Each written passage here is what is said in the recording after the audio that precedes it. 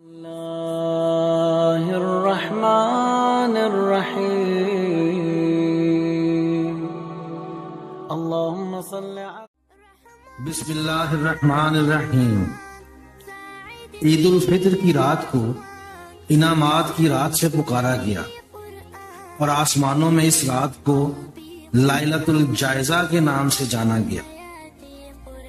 حضرت ابو امامہ رضی اللہ عنہ سے روایت ہے کہ آقا دو جہاں صلی اللہ علیہ وآلہ وسلم نے فرمایا، جس شخص نے دو عیدوں کی راتوں کا ثواب کا یقین رکھتے ہوئے عبادت میں گزارا، قیامت والے دن اس کا دل نہیں مرے گا جس دن سب کے دل مردہ ہو جائیں گے۔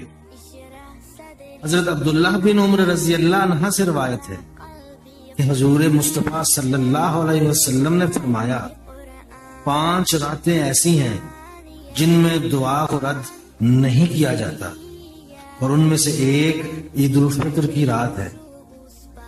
حضرت عبداللہ بن عباس رضی اللہ عنہ سے روایت ہے کہ لیلۃ الجائزہ پر رشتوں میں خوشی کی دھوم مچی ہوتی ہے، کیونکہ اللہ تعالیٰ ان پر تجلی فرماتا ہے اور دریافت کرتا ہے، اس مزدور کی اجرت کیا ہے جس نے اپنی مزدوری پوری کر لی؟